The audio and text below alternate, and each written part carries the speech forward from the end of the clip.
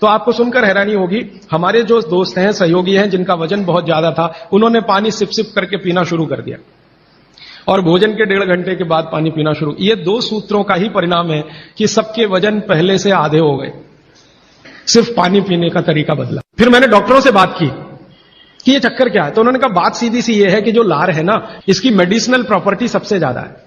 आपने जानवरों को देखा होगा, उनको कभी भी कोई चोट लगे तो वो अपने लार से ही ठीक कर लेते हैं, चाट चाट के। अब वो ये कहते हैं कि भारत के वो मनुष्य या स्त्रियां और पुरुष बहुत ही दुर्भाग्यशाली हैं जो इस लार को अंदर ले नहीं जा पाते। जैसे तंबाकू खाने वाले लोग, गुटखा खाने वाले लोग, मावा खाने वाले लोग थूकते ही रहते हैं, उसको थूकते ही रहते हैं, थूकते ही रहते हैं। जिसको बनाने के लिए भगवान ने 1 लाख ग्रंथियां आपके मुंह में दी हैं, जो रात दिन आपके लिए लार बनाती हैं। ये बहुत ही कीमती है, इसका औषधीय गुण बहुत है। और जैन दर्शन में इसको अहिंसा के साथ जोड़ा हुआ है, और वो मैंने करके भी देखा है कि सुबह की लार गलती से भी आप किसी चींटी या चींटा या मक्खी पे थूक दो, वो तुरंत मर जाए, क्योंकि उसका औषधीय गुण बहुत प्रबल होता है सुबह सुबह। और आप गुटखा खा खा के उसको थूकते रहते हैं, तो सड़क तो खराब करते ही हैं, अपने को उससे ज्यादा खराब करते हैं। तो मेरी हाथ जोड़कर विनती है कि आप में से कोई लार थूकने वाला हो, थूकने वाला आदमी, ये तो भागवत जी की डिक्शनरी में नहीं है। वो कहते हैं कि एक ही कंडीशन में आप कुछ थूक सकते हैं, जब कफ बहुत बढ़ा हुआ हो, तभी, बस। उसके अलावा दूसरी कोई कंडीशन नहीं कि आप थूकें। तो फिर आप कहेंगे जी पान खाएं, तो पान खाने के लिए नियम बताया, पान खाओ तो कत्था मत लगाओ, बिना कत्थे का पान खाओ, थूकने की गरज ही नहीं। तो वो कहते हैं कि पान भी खाना है तो थूकना नहीं है, कत्था है तो थूकना पड़ेगा, कत्थे बिना ही पान खाओ। पान तो पित्त और कफ दोनों का नाश करता है, और चूना वात का नाश करता है। तो वो कहते हैं कि पित्त और कफ का नाश कर दिया पान ने, चूने ने कर दिया वात का, तो वात पित्त कफ तीनों ही संतुलित हैं, तो पान खाके तो जिंदगी भर निरोगी रह सकते। ठीक है, अब आगे चलता हूं। आगे का एक सूत्र है भागवत जी का कि पानी कभी भी पिए तो ठंडा ना पिए। कैसा पानी पिए जी? गुनगुना पानी पिए। कभी भी पानी की गर्मी शरीर के तापमान के ऊपर ना हो, ऐसा पानी पिए, गुनगुना ही पानी पिए। क्यों? अभी मन में प्रश्न आएगा क्यों? हम तो जी ठंडा पानी पीते हैं, फ्रिज का पानी पीते हैं, बर्फ डाला हुआ पानी पीते हैं। जिसका जैसा गुण है वही तो करेगा ना। बर्फ का गुण है ठंडा करने का, तो बर्फ डालकर पानी में आप पी रहे हैं, तो बर्फ का गुण वो पानी में आ गया। अब पानी आपके पेट को ठंडा करेगा। अगर पानी ने पेट को ठंडा किया तो, क्योंकि शरीर के सारे ऑर्गन पेट से ही जुड़े हुए हैं, चाहे वो आपका हार्ट हो, चाहे किडनी हो, चाहे लीवर हो। और अगर शरीर ठंडा हो गया तो जय राम जी की, जाइए यमराज के पास। तो कभी भी ठंडा पानी ना पिए, एक विश्लेषण। दूसरा विश्लेषण कि अगर पानी आपने ठंडा पिया तो तुरंत पेट उस पानी को गर्म करने पर लगेगा।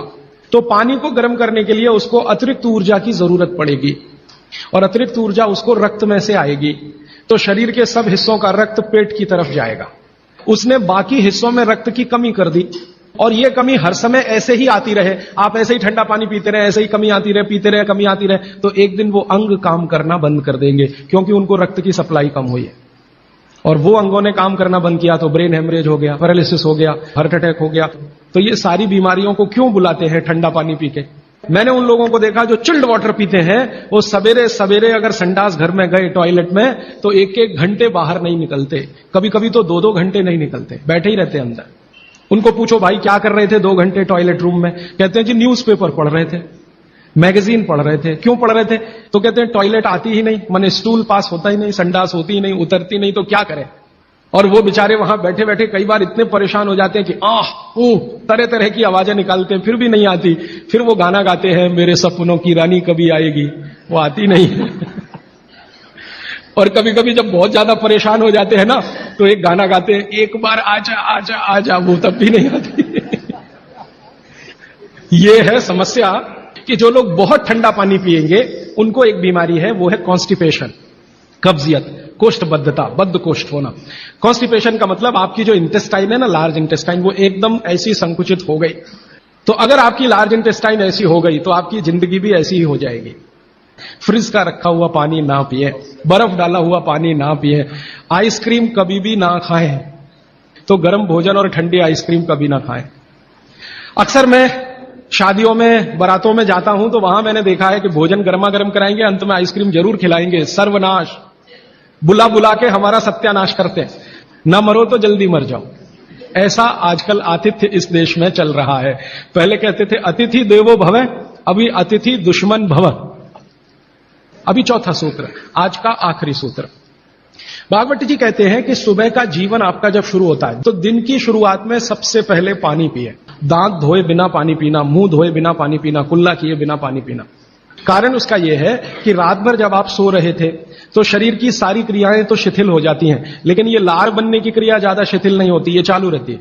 तो रात भर आपने लार बनाई है, मुंह में जगह जगह जमा है, वो अंदर जाना बहुत जरूरी है क्योंकि वो बेशकीमती है। तो सुबह सुबह जो लार बन रही है ये अंदर जानी ही चाहिए, इसलिए बिना कुल्ला किए पानी पीने का नियम है। इसी को उषापान कहा जाता है। तो सुबह उठते ही पानी पिए। कितना पिए जी? बुजुर्गों के लिए 2 गिलास, बच्चों के लिए, और 3 गिलास आपके उम्र के लोगों के लिए। कम से कम इतना पानी पिए।